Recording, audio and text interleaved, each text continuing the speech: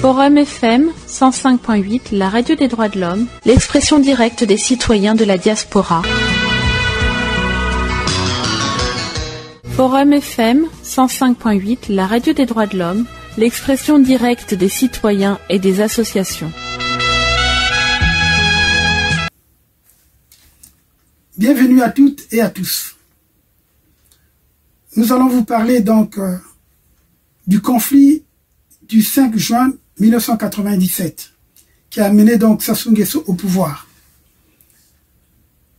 C'est très difficile de faire une genèse de ce conflit. Peut-être nous aurons à débattre avec plusieurs compatriotes pour nous parler de ce qui s'est passé, ce qui a précédé justement ce conflit. Mais pour nous, nous allons donc débattre aujourd'hui avec deux sachants. Il s'agit de Fernand Mathias Ndala, que vous connaissez bien.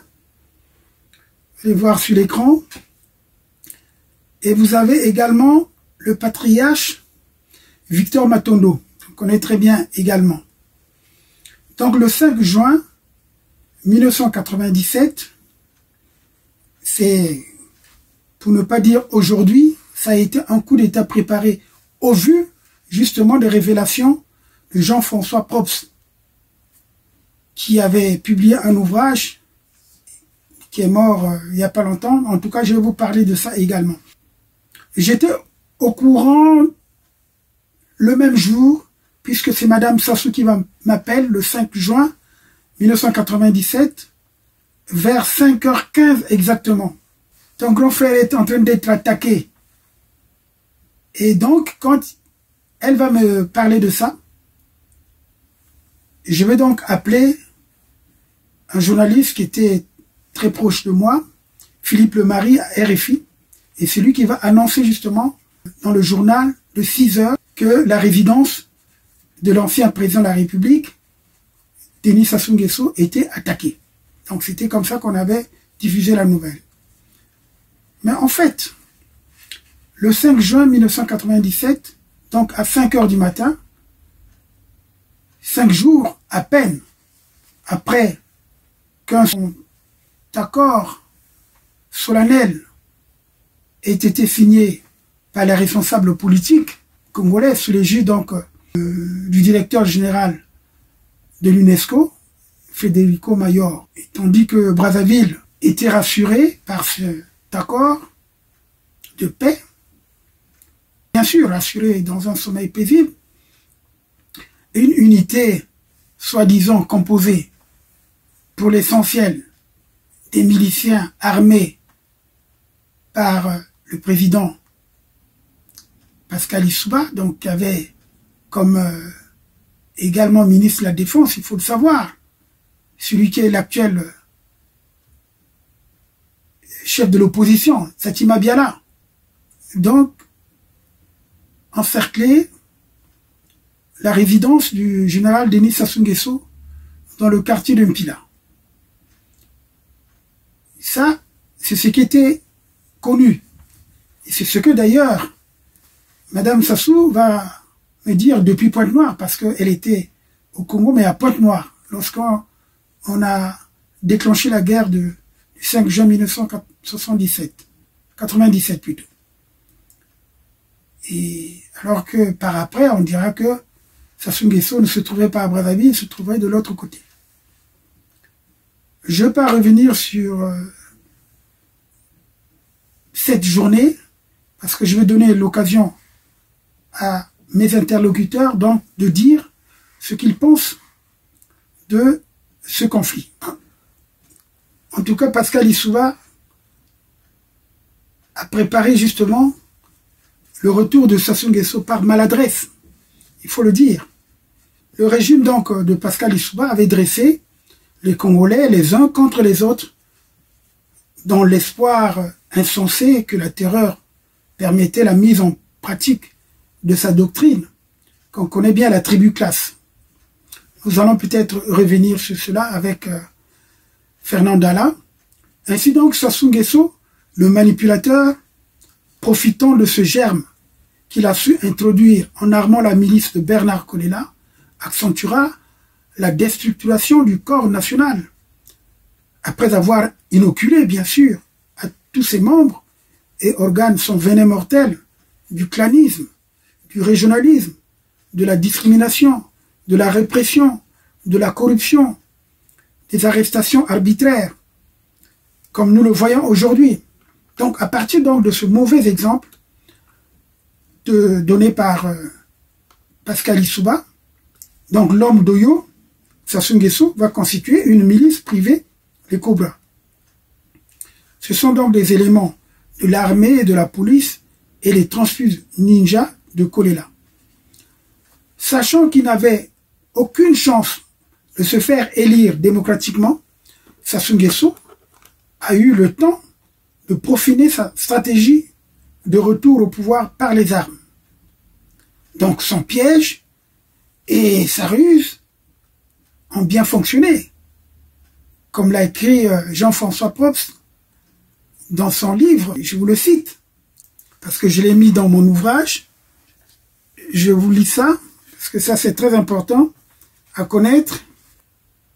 C'est donc à la page 32 que je vous montre de mon ouvrage, à la page 32, que Jean-François Probst dit ceci: en sous-main, Jacques Foccart ne lui avait pas retiré sa confiance. Au contraire, j'ai donc préparé son retour médiatique en janvier 1997. La discrétion était totale. Chirac craignait que le président Lissouba ne soit vexé. La note manuscrite de Jacques Foccart n'était pas un appel à la guerre, ni un appel au coup d'État ou à la violence, mais plutôt un appel au rassemblement. Les élections devaient avoir lieu. Il s'agissait des dernières instructions de Jacques Foccart, qui est décédé le mois suivant. J'ai continué mon travail auprès de Sassou en organisant son retour au Congo. Les élections ont donné l'occasion du coup d'État. L'histoire officielle dit que le président Lissouba a envoyé un char contre la villa de Sassou. En réalité, il s'agissait d'une provocation montée de toutes pièces par la milice Cobra. Sassou était de l'autre côté du fleuve Congo, avec des jumelles. Le président Lissouba, qui était un scientifique un peu égaré, et sa directrice de cabinet Claudine Mounari n'ont pas compris ce qui était en train de leur arriver, et ils ont été renversés. J'ai aidé le clan Sassou à revenir là-bas, et je lui ai trouvé des armes au mois d'août 1997, après le décès de Jacques Foccart, à la demande de Pierre Oba, le ministre de l'Intérieur. Sassou avait un bureau officiel avenue Montaigne et un autre boulevard Magenta pour tous les Congolais. Il fallait trouver de l'artillerie. Je n'ai jamais été marchand de canons, mais j'ai aiguillé Oba vers un spécialiste à Monaco. Et le président angolais José Eduardo dos Santos a aidé Sassou à donner le dernier coup de rein, souligne donc Jean-François Probst dans son ouvrage « Chirac, mon ami de 30 ans », paru en 2007 à Paris. Paris de Noël, donc édition de Noël. En tout, comme je viens donc de le lire, à la page 34 et 32 plutôt et 33, vous comprendrez pourquoi Lissouba a perdu le pouvoir. Nous allons débattre de cela. En tout et pour tout, du fait que le président Sassou est resté longtemps au sommet de l'État, la presque totalité des hommes et des femmes politiques congolais ont travaillé à ses côtés. C'est ainsi qu'il y a eu beaucoup de traite de la part dans le camp de Lissouba, ceux qui ont carrément noyauté son pouvoir, en commençant par Satima Mabiala. Il y a eu les Méry Martin, qu'on a aussitôt vu dans le premier gouvernement de Sassou Nguesso, en novembre donc 1997. Voilà. Et donc, je peux passer la parole à mes interlocuteurs qui sont en ligne, que je vais donc essayer de joindre. Alors, le patriarche, tu es en ligne là. Comme vous l'avez suivi, j'ai introduit sur les événements du 5 juin qui ont amené Sassou Nguesso au pouvoir en 1997. Voici aujourd'hui 27 ans, exactement. Alors, je voudrais qu'on débatte à bâton rompu, celui qui a une idée, il la balance et tout. Sassou Nguesso, parce que Sassou a rusé les gens. Il avait fait croire qu'il était agressé, au fond, il avait tendu un piège à Lissouba, et finalement, Lissouba, il est tombé dans ce piège. C'est normal, le pouvoir de Lissouba n'était pas un pouvoir prudent. Voilà. C'est un pouvoir qui est venu, qui a tout piétiné, qui a piétiné l'espérance du peuple de ce que nous voulions. C'est quelqu'un qui n'avait pas à réfléchir sur ce que nous devons faire le lendemain. Donc il a passé toute sa vie à ne pas réfléchir sur le Congo. Depuis 1963, il a été aux affaires, mais il n'y a pas eu une expérience, il n'avait pas mûri. À la question fondamentale, comment gouverner un pays? Quand tu écris un truc, un petit pamphlet en disant que de la tribu classe, il y a une tribu classe au Congo, mais tu fausses tous les problèmes. Donc il est resté dans sa vision de la tribu classe. Ce qui fait qu'avec les crimes de 1965, il ne pouvait pas aller loin. Il était déjà paralysé, hein. Oui, justement pour aider... Ce qui fait qu'un tel... pardon, pour aider justement les auditrices et auditeurs qui nous écoutent, je voudrais préciser que Sassou, plutôt Pascal Lissouba, avait publié sa théorie dans son ouvrage Développement, je crois, et démocratie. Et là où il avait dit, la tribu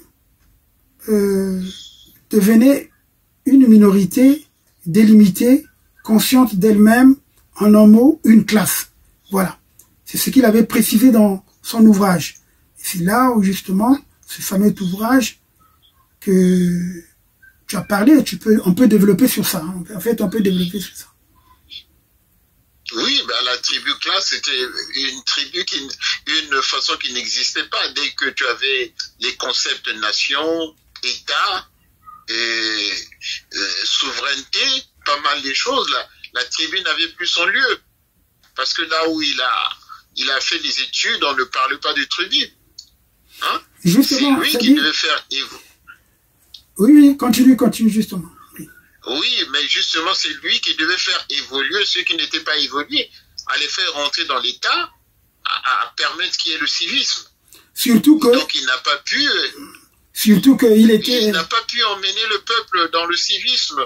Donc il s'est agglutiné dans la tribu classe, disons qu'il était une minorité, que face aux Laris, les Laris l'empêchaient à prendre le pouvoir. Mais en plus, il était en contradiction parce qu'il était un ardent propagandiste de la doctrine marxiste. Donc, à l'époque, donc il ne pouvait pas parler de tribu classe. Donc, il s'était en fait en contradiction avec la théorie qu'il développait.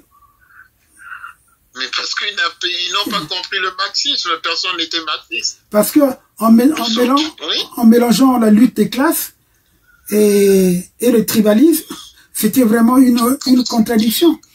C'est comme si les tribus étaient antagonistes. Hein? Voilà. Non, mais il n'y avait pas une lutte des classes. Mais bien sûr. Tous venant de la paysannerie, voilà. Les gens, les premiers qui montaient sur ski ont été les prêtres, les instituteurs, certains, et les fonctionnaires qui ont commencé à avoir une administration. Donc ils étaient des privilégiés que les paysans, les autres qui ont commencé à travailler ont financé pour venir faire des études. Oui, donc quand tu viens, tu n'emmènes pas de telles théories. Alors, j'ai retrouvé justement dans ma documentation cet ouvrage, Développement et démocratie. Je voudrais vous lire ce qu'il a écrit dans la page 23. Bon, j'ai repris quelques éléments dans mon ouvrage. Donc, il dit, le chômeur accédant à un emploi dans un pays où le chômage est endémique attribuera les faveurs de ce pouvoir d'achat à l'action collective et solidaire des membres de sa tribu et s'engagera ainsi à défendre avec un acharnement déroutant le nouveau pouvoir, et ce, sans discernement, sans esprit critique, avec passion, il défendra sa classe. Voilà ce qu'il dit. C'est donc ici le processus de production, l'état du sous-développement qui arrive, la conscience de classe. Au sommet de la hiérarchie, l'élite tribale et despote s'organise, assurée de l'appui inconditionnel et irrationnel de son peuple. Elle se comportera à la manière d'une classe dans une société industrielle ou post-industrielle, ainsi portée sans cesse à agir non plus uti singulus pour son usage personnel, mais comme collège en raison de la pression des membres plus nécessiteux. Elle aura tendance à utiliser la forme la plus élevée de l'organisation, c'est-à-dire l'État, pour l'intérêt des siens, passer les maux et relever du chômage dont il souffre, comme si sous-développement et chômage ne frappent pas indistinctement toute la nation. À charge de revanche, la cohésion tribale et son soutien assurent à cette élite la jouissance immodérée et le plus longtemps possible du pouvoir qui lui appartient, de soustraire de la convoitise des autres tribus également aptes à en assurer l'exercice. Les tribus nous apparaissent donc comme autant de classes et non caractère féodal. Donc, je suis très bien. Est-ce que vous me suivez là? Vous me suivez? Je suis en train de lire. Je suis en train de lire donc la page 23 de son ouvrage. Donc, les tribus nous apparaissent donc comme étant de classe de caractère féodal à vocation dirigeante. Dès lors, la lutte tribale revêt le caractère d'une lutte classique de classe et son action se portera dans deux directions précises. L'oppression des autres, classe tribu, jalouse et agressive, l'État devient alors l'organisation de la violence d'une classe contre d'autres classes. L'appropriation d'une partie sans cesse croissante du produit national au profit de la minorité agissante, agressive et anarchique, parce qu'assurée de l'impunité, c'est un féodalisé qui dirige, mais c'est la tribu qui ordonne, et colonisant même momentanément le temps de son règne, les structures essentielles de l'État.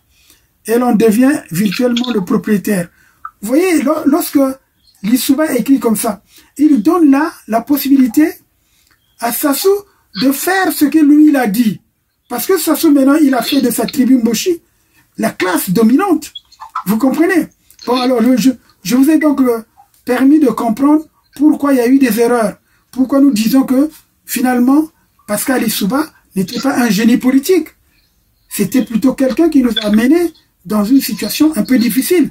Et Sassou n'a fait que reproduire, en amplifiant, les erreurs de Pascal Lissouba, qui n'a pas voulu appliquer justement les actes de la conférence nationale. Bon, vous pouvez continuer. Hein. Je me tourne vers le patriarche qui a, lui, été témoin de la rédaction de l'ouvrage du M22 rédigé au Maki par Ange Diawara, Ikoko et Bakekolo Oluka. Voilà. Qu'est-ce qu'il dit comme par rapport à cette notion qu'avait développée Pascal Lissouba, qui était aussi dans le coup du 22 février 1972. Il faut le dire. Bon, je vais tout dire. dis tout simplement, maître, Lissoba n'a pas été dans le 22, c'est tout simplement un contrat qui devait être établi entre lui et le maquis et monsieur Mbemba qui était écrivain. Mais bon. Et, Sylvain Mbemba. Oui, Sylvain Mbemba, ouais, donc... je l'ai bien connu. Et puis voilà, donc il y a eu fuite et puis donc ça s'est arrêté là. Sinon, bon, il est passé au procès, j'ai jamais entendu ce qu'il a dit, donc il n'a jamais été du côté du maquis, hein. Donc voilà. Mais moi, je vais revenir sur le 5 février 97. Voilà. Il y a une chose à retenir, Sassou, en 79, n'a-t-il pas fait un coup d'État? Il a fait un coup d'État en 79, le 5 février 79, le 5 février, au mois de février 79. Non, il n'y a pas qu'en 79. Il a fait le coup d'État en 77 en assassinant Marien Ngouabi. Ça, c'est un premier coup d'État. Oui, en 77, lui, il se cachait. C'est Yombi qui s'est fait avoir, qui a ramassé tout ce que, comme connerie, ça soit fait. Parce que quand Ndudiganga et les autres, les 11, sont condamnés à mort, qui était président, c'est bien Yombi qui était président. Mais bon, à ces gens-là, il a refusé d'accorder la grâce présidentielle.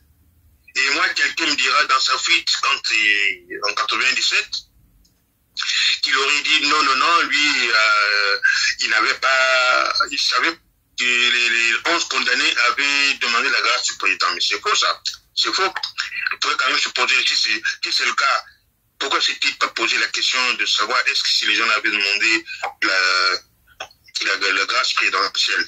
Donc, bref. Et lorsque nous revenons en 97, mais qu'est-ce qu'il a fait circuler, lui? C'est sous comme quoi il dormait, on est allé le déranger. Alors, heureusement, Mouani qui est aux arrêts au moment où nous parlons, il est venu éclairer le peuple. Et donc, Mourédis dit donc que c'est lui-même, Sassou, qui a ordonné qu'on arrête Mouani. Donc, et monsieur-là n'a jamais aimé le Congo. Vous vous rendez compte, plus de 40 ans qu'il est au pouvoir, quand on fait le bilan, il est négatif. Et il n'a jamais élu, c'est ça qui l'agace. Il n'a jamais été élu. À chaque fois, quand il y a eu les élections, il a toujours truqué. Et là, comme je disais il y a quelques jours de cela, en 2026, qu'est-ce qui va se passer? Nous ne savons pas. Et avec portation du conflit Hutu-Tutsi Congo, nos jours ne sont pas meilleurs. Hein. Donc, voilà quoi. C'est pour cela nous demandons aux Congolais d'être très vigilants et c'est le moment de se lever, sinon, ça sera trop tard et on n'aura que nos yeux pour pleurer quoi. Donc voilà. Mais justement, moi je confirme en disant que nous devons nous organiser également sur le plan peut-être militaire ou bien le sabotage et tout, parce qu'après tout, nous avons le droit de nous défendre. On ne peut pas laisser partir un pays comme ça. Hein? Bon, beaucoup de gens disent oui, mais on n'a pas les moyens.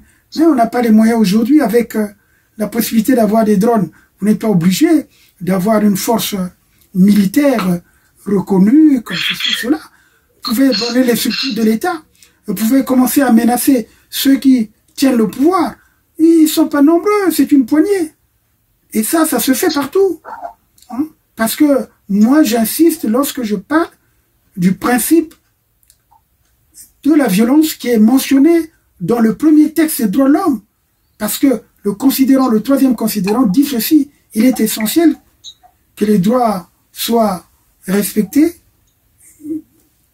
que l'État soit dirigé par des principes de droit pour que l'homme ne soit pas contraint en suprême recours à la révolte contre la tyrannie et l'oppression. Parce qu'aujourd'hui, le Congolais est tyrannisé, le Congolais est oppressé.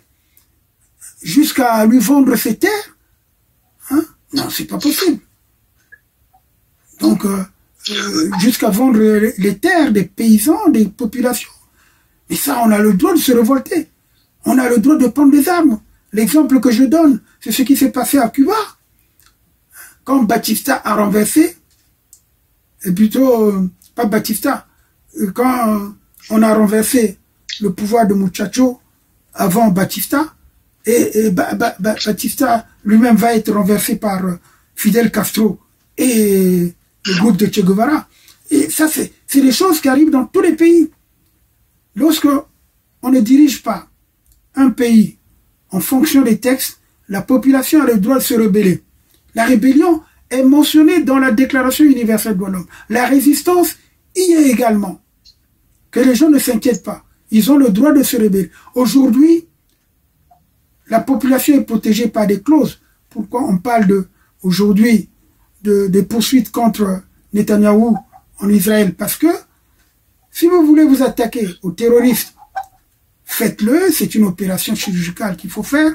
Vous poursuivez le groupe terroriste, mais pas la population. Ce que ça soit fait le génocide justement dans le pool, mais on n'a pas eu Ntoumi. Au contraire, on a encore renforcé Ntoumi parce qu'il aurait pu le juger si vraiment c'était un terroriste. Mais comme c'était un résistant, il avait résisté. Bon, est-ce qu'il a résisté en complicité avec Sassou, justement pour faire massacrer les populations du Poul? Je ne pense pas. Ça, moi, j'ai toujours dit, c'est pas le cas. J'ai toujours considéré Ntoumi comme étant quelqu'un qui était un apolitique, un apprenti, un néophyte. En fait, c'est quelqu'un qui ne connaît pas la politique. S'il connaissait la politique, il était en mesure justement de faire renverser Sassou. Surtout lorsque il a été commissaire, il avait suffisamment de moyens également de forger sa réputation auprès de la population. Mais malheureusement, avec tout ce qu'il fait dans le pool, et aujourd'hui, s'il regarde les Rwandais faire ce qu'ils vont faire, dans ce cas, il est complice de ce pouvoir. Parce qu'au moins, s'il se lève pour dire non, les terres, vous n'allez pas les occuper, ben, écoutez, tout le monde va se mettre dans la danse. Je ne vois pas comment l'ensemble de la population, que ce soit du Kwilu, du Nyari, de la Bouenza ou de la Lekumu, ne se joindrait pas à ce mouvement insurrectionnel qui peut partir justement d'un conflit. Voilà. Ce que tu venais de dire là, je rejoins. Ntoumi, moi je n'ai jamais compris ça. Ntoumi. Voilà. Du côté de Sassou, on a traité Ntoumi de terroriste pour le fouiller dans les buissons, mais pour le tralala. Mais qu'est-ce qu'il a fait? Lorsque Anga va se rebeller, il n'a pas attendu quoi que ce soit pour aller faire le massacre au Konongo, non? Ikonongo comme ça. Et là, pour Ntoumi, hier, c'était un terroriste qu'il fallait abattre, qu'il fallait arrêter, qu'il fallait neutraliser. Ntoumi, c'est la colle douce. Est-ce que tu venais de dire, je suis tout à fait d'accord avec toi, si vraiment Ntoumi était là pour une cause nationale, le moment de rentrer dans la danse, mais on n'entend pas, hein, on n'entend pas du tout, oui. Hein, on n'entend pas. Donc ce qui fait que ce monsieur-là, en réalité, il a, comme tu venais de le dire tantôt, il a fait le jeu de Sassou pour massacrer la population du pauvre. Voilà, tout simplement ça. Moi, on m'aurait dit même, si soi disant que c'est Ntoumi qui fournit le bois, comment je peux dire, pompe funèbre de Brazzaville. Tu te rends compte? Oui, mais le bois... Moi, j'aimerais savoir. Mais oui, mais le bois... Le bois, justement, il va déboiser la forêt de Bangou. Hein? Ça, c'est une violation. Donc, c'est déjà un crime d'écocide, on peut dire, hein? Parce que c'est l'environnement, contre l'environnement. Au moment où on veut préserver la forêt, bon, c'est pas...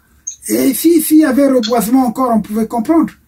Parce que il faut reboiser, donc c'est pas normal aujourd'hui qu'au Poul, d'ailleurs on n'a plus de forêt dense comme on en avait à l'époque. Moi je me souviens, tout jeune j'étais, je passais parfois mes vacances à Kindamba, on passait par Bangou et tout ça. Tout ça c'était une grande forêt. Il y avait beaucoup de bananes. Les Congolais pouvaient se nourrir des bananes et du manioc seulement. On n'avait pas besoin d'avoir d'autres machins. Et puis, la pomme de terre de Djambala. Il y a une autosuffisance alimentaire.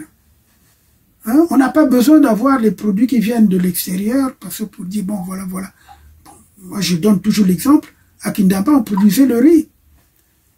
Ce riz-là a été vendu dans toute la République. Il y avait aussi le café. Maître Saint-Estop, tu te rappelleras, il y a eu la ONCPA. Voilà, ONCPA, oui. Voilà. Ouais. Et je te dis, ONCPA produit du bon café, hein, vraiment un café mais qu'est-ce qu'il a fait? Il est venu, il a tenu comme il le dit dans une de ses interventions. Les années 60, l'alphabétisation, on était presque à 100%. Et un jour, voilà, c'est lui qui le dit, hein, un jour on a décidé de tout détruire et on a tout détruit. Ça, c'est un chef d'État qui peut tenir de tels propos. Je veux mettre cet élément-là. Je veux mettre cet élément-là pour ceux qui n'ont jamais écouté. Hein. C'est vrai, bon, on va le préciser. Est arrivé un moment où le Congo, pour ne parler que de l'éducation, avait atteint un taux de scolarisation de 100%. Et nous l'avons atteint aux années 80, même avant. Et puis est arrivé un autre moment où nous avons décidé de détruire. Et le taux de scolarisation a baissé. Moi, je dirais, sous d'autres yeux, lui, une fois qu'on est en Côte d'Ivoire, Nanangata Koulo, mais ce n'est plus un Congolais, et même, on devait même l'interdire de revenir au Congo. Parce qu'on peut comprendre qu'un chef d'État qui est une double nationalité, il s'en vante, il ne se cache pas. Hein. Mais alors, jusque-là, les gens n'ont pas compris que ce monsieur-là, il est venu tout simplement pour tout détruire. Et moi, je me pose toujours la question de savoir, et ces gens qui courent après ce assassin-là, ce monsieur, comme les Congolais ont l'habitude de le dire, il a plein de casseroles. Donc, ce qui fait lui quitter le pouvoir, ce serait sa mort. Mais il partira. Et il partira commencer ensemble. Tout dernièrement, le 18 mai, oui, le 18 mai, pas de la République. Moi, je me disais qu'il y aurait plus de gens. Mais au moins, il y a quand même ceux qui sont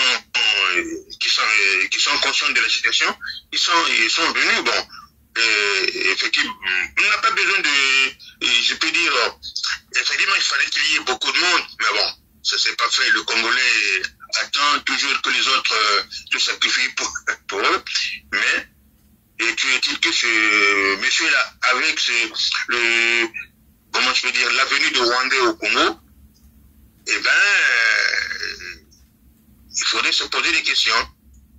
Se poser des questions en sachant que ces gens-là, c'est-à-dire, il y a, comment je peux dire, il y a deux discours. Il dit qu'il est, premier abord, il disait que les Rwandais seraient là, c'est pour cultiver le piment et qui devrait être exporté. Et là, on nous parle de comment dire, de plantation de champs de ricin, des trucs comme ça là. Et je comprends pas. Comme si les Congolais c'était des bras cassés, c'était pas. Les Massamba Débat nous a prouvé par spécifique qu'au Congo, disons, nous avons une tête qui est fertile. La zone avicole de Combé, quand même. Alors, on va nous prendre les Rwandais rien que pour cultiver le piment. Mais c'est faux. Moi, une fois, j'ai écouté Kabila Paya qui disait ceci. Quand il a pris le pouvoir, ils avaient signé des accords avec le Rwanda. Les les avions partaient de Kigali ou de Rwanda, plein. Et quand ils retournaient au Rwanda, les avions étaient vides. Parce que ces gens-là, tous ceux qui étaient dans cet avion-là, ils ne repartaient plus. Et alors, le conflit autour du petit, comme je le disais entre-temps, il va se passer au Congo. Mais oui, ça, il ne me dira pas que ce chose ne le sait pas. Non, mais je t'explique une chose. Je l'ai dit dans ma dernière émission, justement, quand j'ai parlé de l'affaire des évêques. J'ai bien dit, j'ai bien révélé, parce que j'ai suffisamment d'informations de la part de nos frères de la RD Congo. Les Rwandais sont déjà en RDC. Ils sont passés par le Kwilu et par le Nyari et par le Poul. Par le Poul, c'est vers Mindouli. Par le Nyari, c'est vers Dolisie. Et par le Kwilu, c'est vers le Kabinda. Voilà, les Rwandais sont en train d'encercler, pour ne pas dire de s'infiltrer en RDC à partir du Congo-Brazzaville. Parce que les Rwandais rentrent, tous les vols qu'il y a, pour ne pas savoir ceux qui rentrent, comment ils rentrent, surtout qu'il y a une liberté. Il y a une liberté. C'est là où je dis la responsabilité des forces publiques. Aujourd'hui, demain, s'il n'y a pas un coup d'État, si la force publique ne dépose pas Sassou, elle sera entendue. Elle sera entendue. Les dirigeants de la force publique, nous leur mettons en garde. Parce que Sassou ne restera pas éternel. Il faudrait prendre vos responsabilités. Déposer Sassou pour que la région ne soit pas embrasée. Parce que n'oubliez pas que ce n'est pas la poignée des Rwandais qui rentrent par le sud qui vont ébranler Kinshasa, non. Félix Tshisekedi a pris déjà ses précautions. Ils se sont bien armés, même si aujourd'hui nous savons très bien que le plan de la balkanisation de la RDC est une directive des Occidentaux, y compris d'autres puissances, comme la Chine, comme la Russie. Toutes ces puissances occidentales ou orientales ne veulent pas que l'Afrique centrale soit développée. Et d'ailleurs, il y a un témoignage d'une experte de la FAO, qui a révélé cela. Et si vous me permettez, je ferai passer justement ce son pour que les gens comprennent. Nous sommes en danger. Bonjour chers tous, j'espère que vous vous portez très bien. Il est temps que la population congolaise ouvre les yeux. Le Rwanda, c'est un petit pays, mais c'est une gangrène pour l'Afrique. Les Rwandais ne sont pas des Bantous, ce sont des Nilotiques. Et ils ont pour objectif d'éteindre les Bantous avec l'appui de l'Occident et de l'Orient. Ne vous leurrez pas, hein? La Russie y est dedans. Les Européens, les Américains, les Chinois, Japonais, tout le monde y est dans ce coup. Pour la simple raison que nous avons les terres fertiles. La nouvelle guerre, ça ne sera plus des minerais, ça sera des terres arables. La nouvelle guerre va se baser sur les semences. Donc, faites excessivement attention, ouvrez les yeux. Je suis sur le terrain en tant qu'humaniste. Il y a certaines choses que je vois, je ne peux pas vous en parler au téléphone. Si Dieu me fait grâce que je reviens au pays, on aura le temps d'en discuter en long et en large. Je vous jure, ce que je vois sur le terrain, c'est atroce. Je suis tout le temps à l'est de la République démocratique du Congo. C'est insupportable. Ce que nous avons vécu au Congo vaut mieux ça 1000 fois que ce qui se passe sur le terrain en RDC. Les Rwandais, ce sont des monstres. Ne vous leurrez pas sur leur visage de gentils. Ils vous empoisonnent, ils vous tuent. Et le poison chez eux, c'est une monnaie courante, hein, et il n'y a rien à faire, quoi. Mais c'est pour ça qu'ils cultivent le riz. Tu manges avec lui, il faut savoir que le couteau avec vous avez coupé le pain, la moitié que toi tu vas manger est empoisonnée, sa moitié n'est pas du tout empoisonnée. Voilà qui est les Rwandais. Alors les accepter au Congo, Ça veut dire qu'il faut qu'on s'apprête à vivre ce que la RDC est en train de vivre. Une fois que vous leur donnez de l'espace, ils vont s'incruster comme de poux et il sera difficile de les déloger après. C'est la situation de la RDC. Ils ont accepté en leur offrant l'asile avec l'opération turquoise, si les gens s'en souviennent, aidés par les Français. Les Français, quand ils ont ramené les Rwandais en RDC, on les avait armés. Voilà pourquoi la guerre ne s'arrête pas à l'Est. Vu qu'il y a plein de minéraux, vu que c'est une zone arabe. Alors, ça peut faire pousser tout ce qui pousse en Europe, parce que c'est pratiquement comme le climat de Muyonzi. Un peu plus fort que Muyonzi. Si à Muyonzi, il a pu y avoir de la neige, à l'Est, il y a des neiges de temps en temps, surtout pendant la saison sèche. Donc, tout ce que vous envoyez en Europe, on peut le reproduire soit en RDC, à l'Est de la RDC, soit au Congo-Brazzaville, soit au Cameroun ou au Gabon. Ces pays sont visés. L'Afrique centrale est visée. Ne vous endormez pas. Que la société civile, ceux qui sont dans les ONG, dans des organismes, levez-vous et commencez à revendiquer. Avant qu'il ne soit trop tard. Cet accord n'est pas encore très entériné. Il y a possibilité de faire marche en arrière avec la pression de la société civile. Sinon, on va subir ce que la RDC est en train de subir actuellement.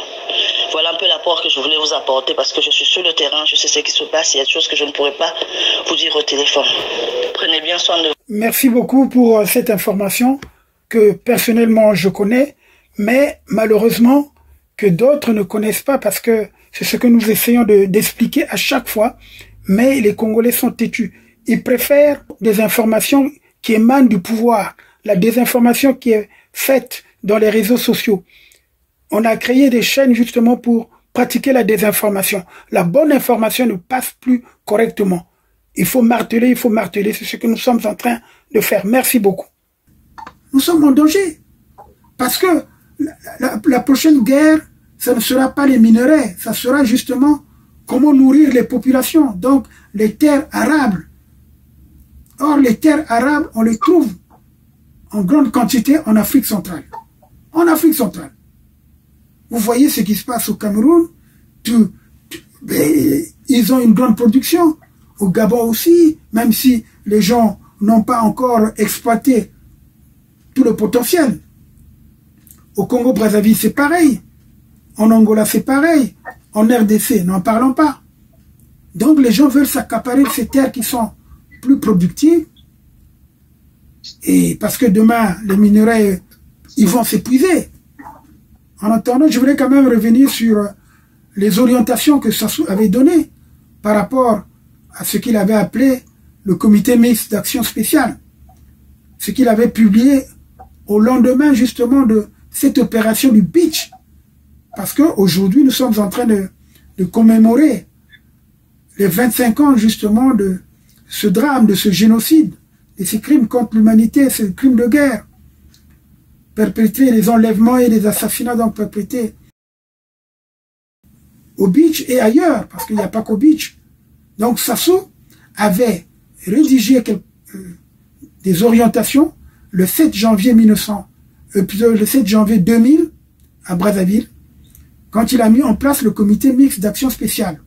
Et ce comité mixte d'action spéciale, puisque nous parlions tout à l'heure au début des erreurs de Pascal Lissouba, ça a inspiré, c'est Pascal Lissouba qui inspire justement Sassou, parce que Pascal Lissouba avait créé justement le comité des frères d'armes du Niari. Alors lui, il a créé un comité mixte d'action spéciale, c'est là où il va donner ce qu'on appelle les directives aujourd'hui, qu'on appelle le plan Mouebara. Parce que ce plan Mouebara, c'est moi qui l'ai rendu public, parce qu'il m'avait été donné par, je l'ai dit, par Yves Montando. Parce qu'il m'avait dit, il ne comprenait pas. Bon, il me dit, mais voilà ce que j'ai trouvé là, ce que ton frère veut faire là, tout ça. Et je vous le lis. Sassou Nguesso, parce que ça me donne là l'occasion justement de lire ses orientations au public. Sassou avait dit ceci. Chers membres du comité mixte d'action spéciale, on ne les connaît pas, on n'a jamais révélé les membres, comme je le fais traditionnellement depuis octobre 1997, après tous les discours officiels que j'ai tenus ces derniers temps, lesquels, comme vous le savez, bien sont destinés aux chancelleries étrangères et au grand public, mais non aux hommes du pouvoir que vous êtes. Je tiens à réaffirmer devant vous les grandes orientations qui doivent guider notre action pour cette année 2000. Celles-ci résultent des engagements que nous avons pris ensemble lors de notre première réunion le 10 novembre 1996. Écoutez, hein? Donc ça date de longtemps. 10 novembre 1996. Sur la prise du pouvoir, sur les techniques de sa consolidation et les moyens de sa pérennisation. Il vous appartiendra au cours de cette première réunion annuelle d'y réfléchir et d'en déterminer les modalités d'application. Je dois vous rassurer que les accords signés, ça et là, s'inscrivent dans le cadre des diversions prévues dans notre stratégie nécessaire pour notre image et ne doivent en aucun cas entamer votre morale. Nous devons continuer de nous appuyer sur la force comme moyen essentiel de la conservation du pouvoir. Au demeurant, je ne peux manquer de vous rendre un vibrant hommage pour les victoires remportées jusqu'à ce jour, malgré un environnement caractérisé par un tintamarre médiatique contre notre régime. Vous avez su appliquer le célèbre précepte de Mao Zedong, le pouvoir est au bout du fusil. Nous n'avons pas le droit, je rigole parce que justement, beaucoup de gens ne comprennent pas que ça fait dans sa stratégie. Lorsque je parle du plan Mbara, d'autres entendent seulement le plan Mbara. Mais le plan Mbara, c'est même un document mortel pour Sassou. Parce que c'est un document qui montre la preuve que c'est un plan concerté de crimes, notamment de génocide, notamment des crimes contre l'humanité, notamment des crimes de guerre. Nous n'avons pas droit à l'erreur, il dit, d'analyse. Quand il s'agit de l'Afrique, les Occidentaux ne respectent que la force, tout en prenant le soin de se cacher derrière la reconnaissance des États et non des régimes. Le slogan « Le pouvoir ou la mort » doit être gravé dans la conscience de chacun de nos hommes. Je ne vous rappellerai jamais assez que le retour de la paix signifie la perte de notre pouvoir. Bon, je ne vais pas aller plus loin. En tout cas, hein, je crois que tu as dû lire ça parce que tu as mon ouvrage. Cet ouvrage que je recommande à tout le monde. Ce document est là même en fac-similé dans mon ouvrage. Moi, je l'ai rendu public. Et aujourd'hui, c'est lui-même qui dit poursuivre l'opération Mwebara dans les nouvelles conditions des accords. Dans les nouvelles conditions, c'est ce qu'il dit. Donc, pour parachever impérativement le dépeuplement des 430 000 personnes prévues dans sa dernière phase dont l'exécution a été perturbée par les accords qu'ils avaient signés. C'est ce qu'il dit. Donc, les accords qu'il vient de signer avec le Rwanda rentrent dans ce cadre de ce plan Mwebara. Pour embrouiller la communauté internationale, Sassou a fait adopter une loi de la jeunesse appelée loi Mwebara. Mais on attribue une loi qu'à l'auteur de la loi. Comment Mwebara, qui est morte, on va dire la loi Mwebara? Mais c'est pas possible. On aurait pu dire peut-être la loi Ingani. Hein? Pourquoi Mwebara? Donc voilà pourquoi je dis non. Sassou voulait embrouiller les gens. Et nous savons, dans les réseaux sociaux, des gens justement qui ne comprennent pas les aspects politiques, il faut qu'on les éduque. Ce n'est pas comme ça. Cette jeune génération, malheureusement, c'est dommage parce que nous avons une génération qui est peu cultivée, une génération qui est peu avertie, qui est enthousiaste, alors qu'avec tous les moyens de communication que nous avons, avec les outils, hein, aujourd'hui dans les réseaux sociaux, nous pouvons fléchir Sassou, nous pouvons le mettre à genoux. Vous avez vu pourquoi ils ont tremblé par rapport, ils continuent de trembler par rapport à l'affaire de la cession ou de la vente des terres. Parce qu'ils ne savent pas comment défendre cela, parce qu'ils ont tellement dit des choses contradictoires, comme tu as su bien le dire tout à l'heure, mon cher frère Victor. Mais il faut dire que nous devons nous battre, nous devons nous battre. Bon, je ne vais pas continuer, je vous laisse quand même le temps, la possibilité de vous exprimer. Pour moi, j'ai voulu justement profiter de cette occasion pour dire que finalement, le 5 juin, Sassou nous a pondu seulement le rapport, ce qu'on appelle le plan Mwebara, pour la confiscation du pouvoir, pour changer la démographie du Congo et pour vendre notre pays. Et ça, c'est grave.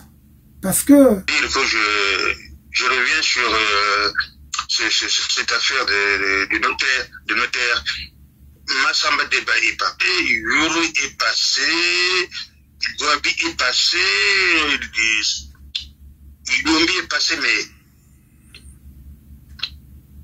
il n'y a jamais eu ce genre de fait. Il a fallu que ça soit lui. Donc, comme tu venais de le dire, heureusement tu l'as dit, je ne savais pas. Parce que les gens oublient une chose. Dans ces accords avec le Rwanda, ça cache beaucoup de choses. Ils ont même signé, je pense, un accord militaire, c'est-à-dire d'assistance. Une fois, un jour le Congo est attaqué, le Rwanda pourrait intervenir. Mais ça ne s'arrête pas là.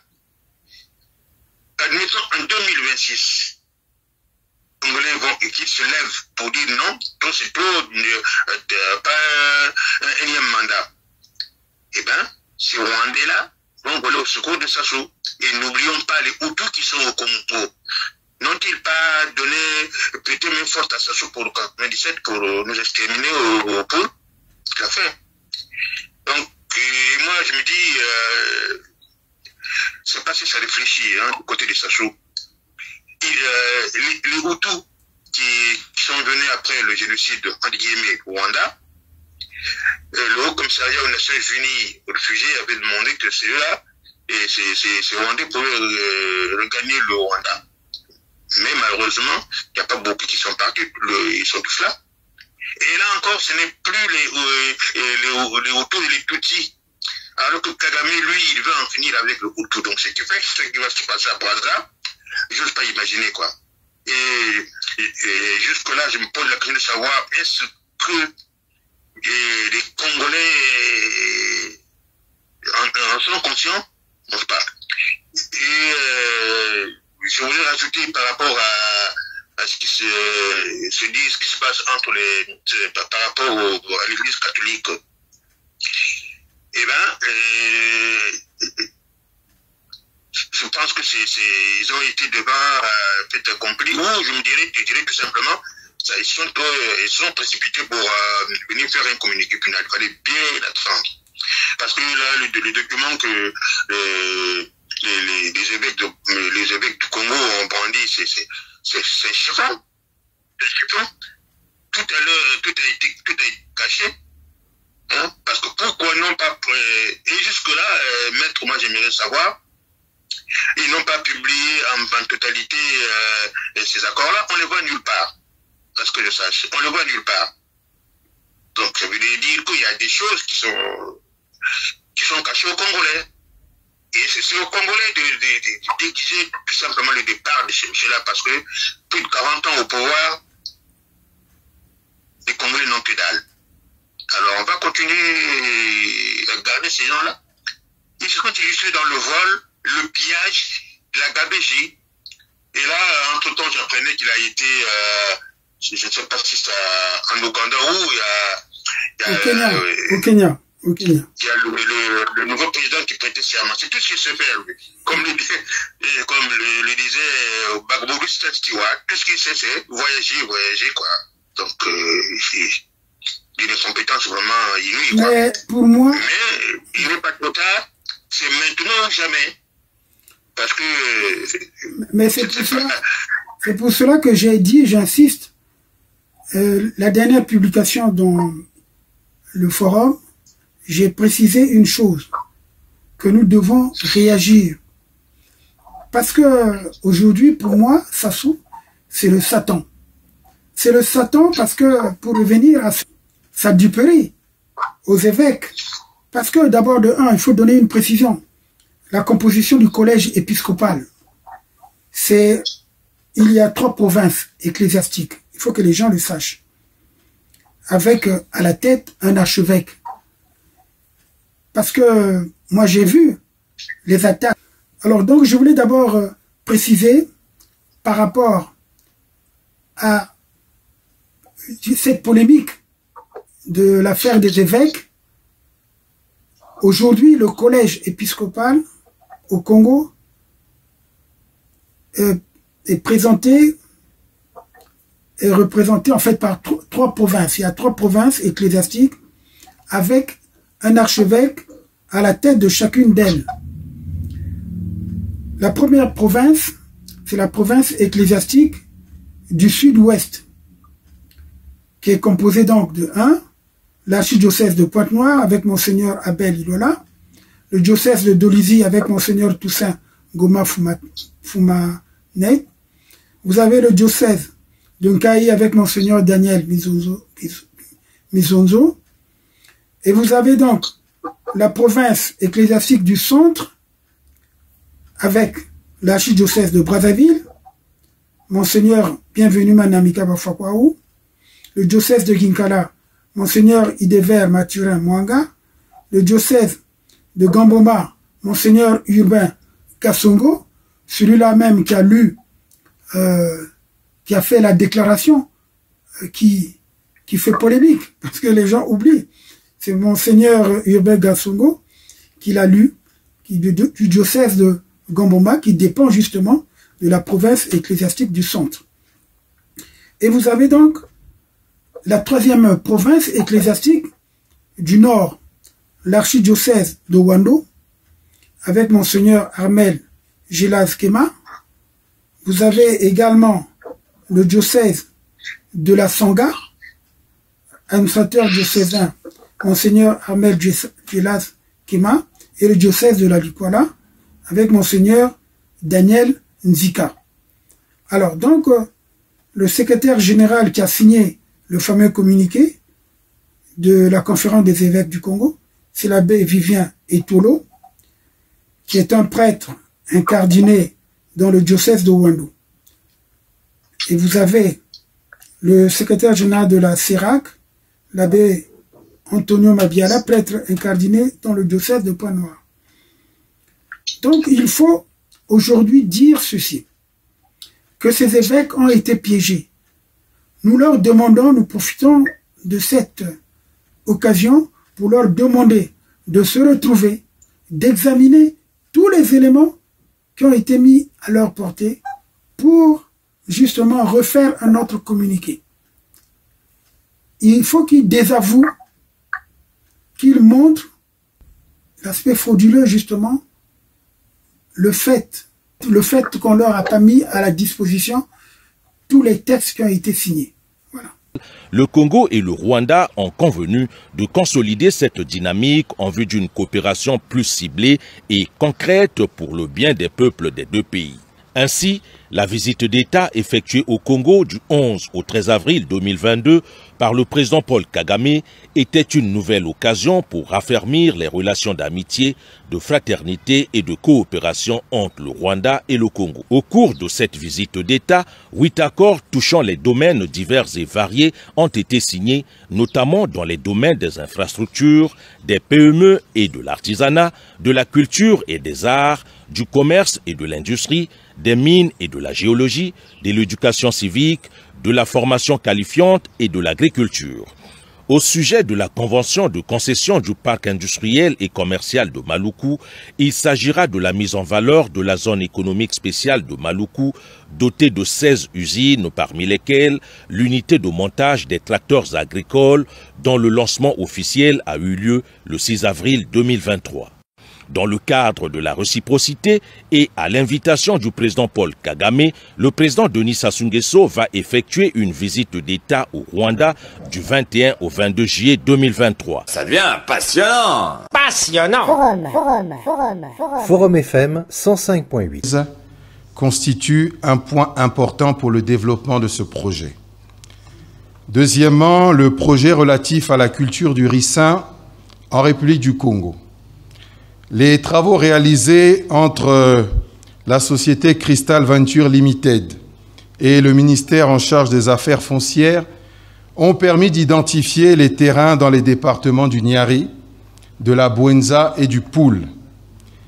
Il y a aujourd'hui près de 121 000 hectares qui sont disponibles sur les 150 000 hectares escomptés pour la réalisation de ce projet. L'expérimentation du projet sera localisée à Loudima, dans le département de la Bouenza. Un bureau d'études suisse est à pied d'œuvre pour réaliser les études de faisabilité de ce projet qui pourrait être bouclé d'ici la fin du mois d'août 2023.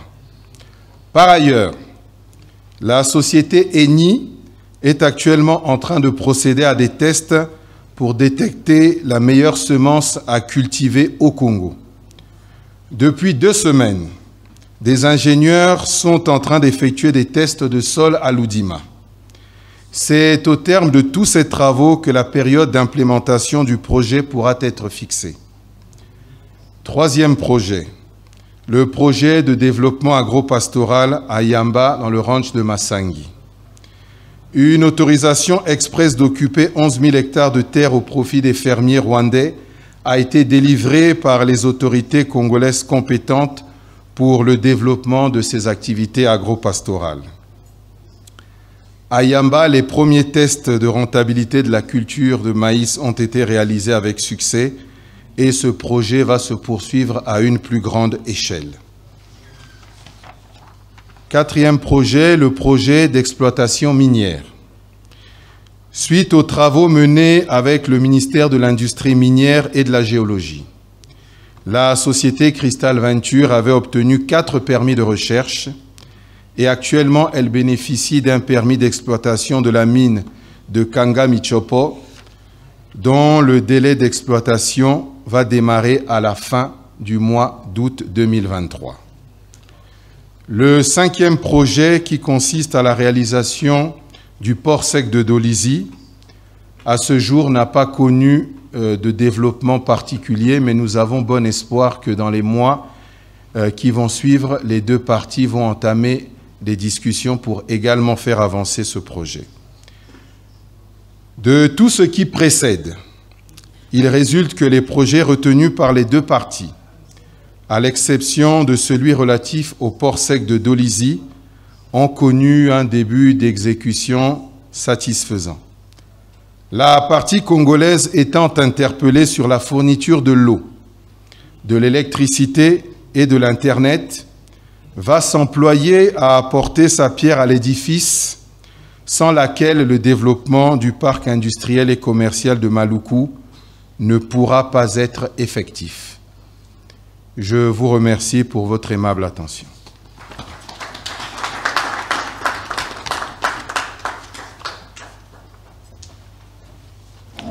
Merci, Monsieur le Ministre. On va procéder à la signature d'un accord. On invite le ministre du Commerce, ministre Ngabitsinze.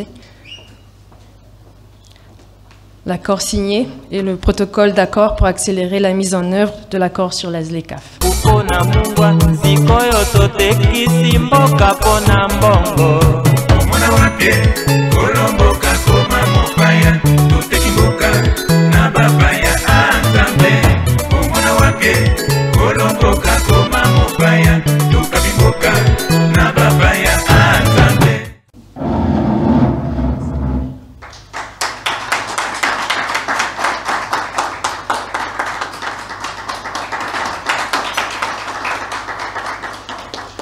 Thank you, Ministers. You may take your seats.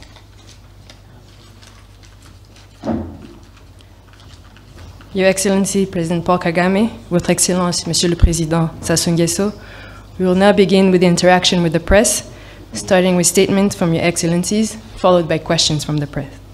It is now my honor to invite Your Excellency, President Paul Kagame, to deliver your remarks. Your Excellency, dear brother, President Denis Sassou. Non, passionnant. Forum FM 105.8. Ça devient passionnant. Passionnant. Forum FM 105.8. Forum FM 105.8. Moi, j'aime.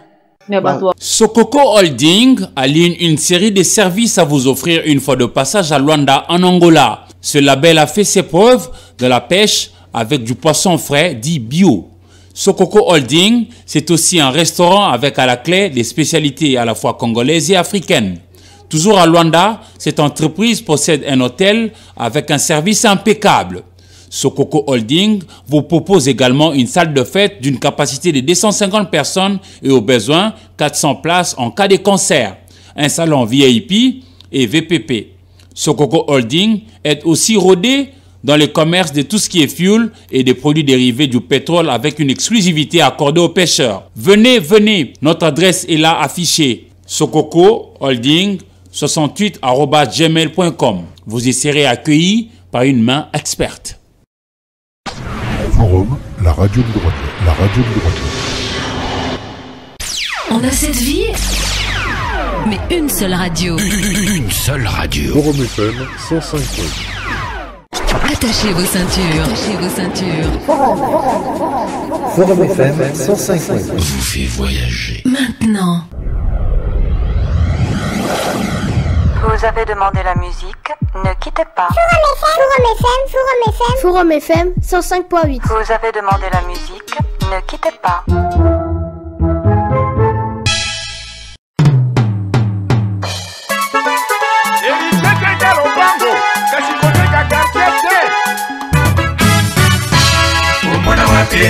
Kolomboka koma mopaya, totekiboka na bapaya atambe.